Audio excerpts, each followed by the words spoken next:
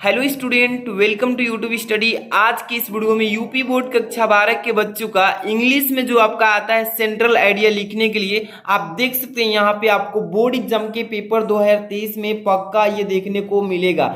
अगर आप board exam 2023 देने वाले हैं तो इस सेंट्रल आइडिया को 100% कर रहा हूँ, इसको तैयार करके जाइएगा। आपको बोर्ड एग्जाम के पेपर में देखने को 100% मिलेगा।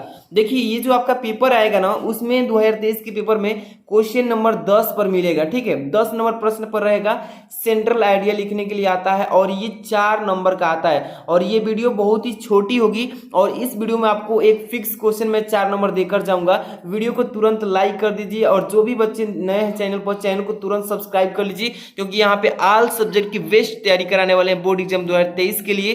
तो सबसे पहले नंबर मैं बात करूं तो देख लीजिए, आज की इस वीडियो में ए थिंग ऑफ ब्यूटी पर आपको सेंट्रल आइडिया बताऊंगा, जो कि 100% बोर्ड एग्जाम में ये देखने को मिलेगा।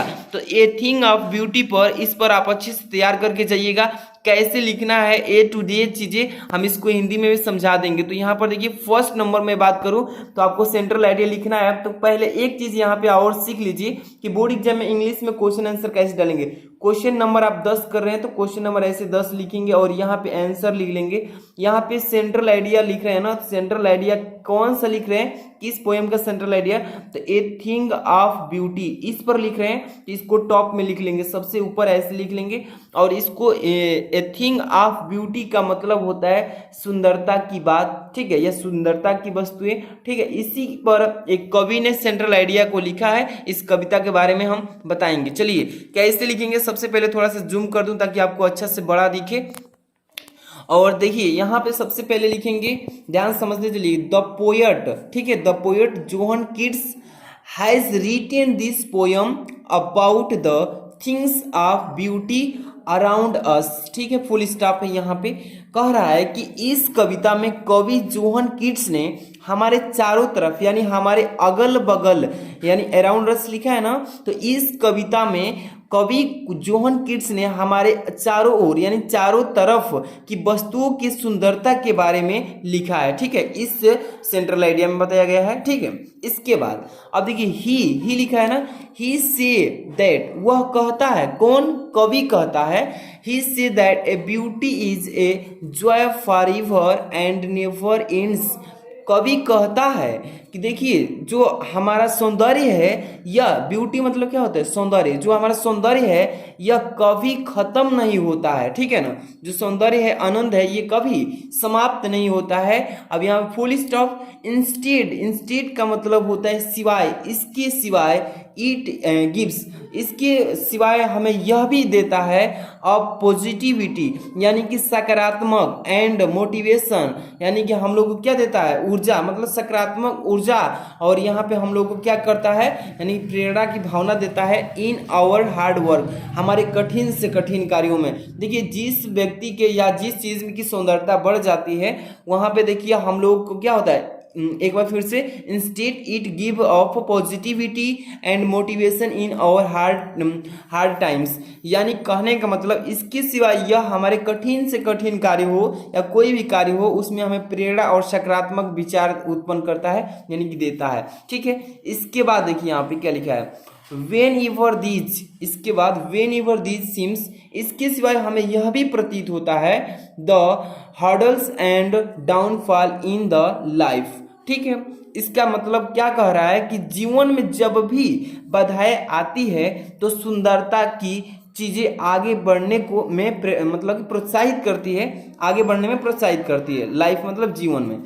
अब लिखा ए थिंग ऑफ ब्यूटी, मतलब कि सुंदरता की बात या सुंदरता की वस्तुएं गिव हमें देती है इनकोरेजमेंट, साहस, टू मूव फॉरवर्ड आगे बढ़ने में, एंड वर्क हमारे कार्यों को करने में, ठीक है। अब यहाँ पर एंड लिखा है, एंड अफोर्ड लिखा है, afford for the betterment and the negativity is removed. अब इससे क्या होता है कि और हमारे नकारात्मक विचार जो भी आते हैं वो सभी क्या होने लगते हैं, दूर होने लगते हैं, रिमूव होने लगते हैं, इतना लिख लेंगे। इसके बाद nature also plays role for मतलब यहाँ पर सर्वाइवल लिखा है, ठीक है, एक बार फिर से पढ़ते हैं। Nature also plays role for survival and struggle of the creatures.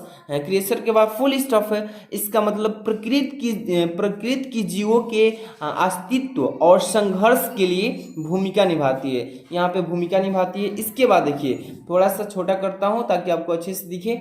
इसके बाद देखिए,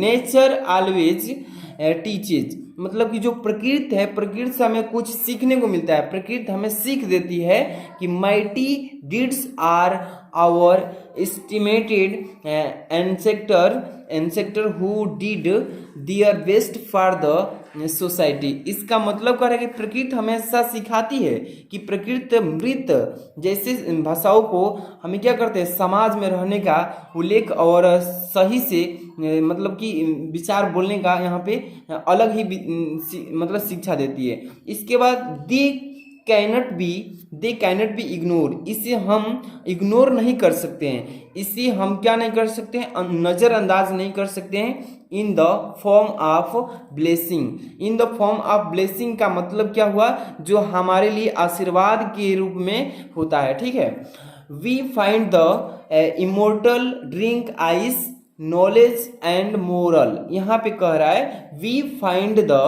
immortal drink is knowledge and moral. इसका मतलब कह रहा है कि हम अमर पे, यानी कि हम अमर पे बर्फ ज्ञान और नैतिक बातें पाते हैं। ठीक है, ऐसी चीजें हम पाते हैं। इसके बाद कह रहा है देखिए कि the legacy we receive from our deniers. इसके बाद दीज, यहाँ तक पहले फुल स्टॉप है तो इसको पढ़ लेते हैं। एक बार फिर से पढ़ रहा हूँ, ध्यान समझिएगा। The legacy we receive from our deniers, यहाँ पे फुल स्टॉप है। जो हमें विरासत की चीज़ों से मिली होती है वो हमारे पूर्वज के द्वारा दी हुई होती है।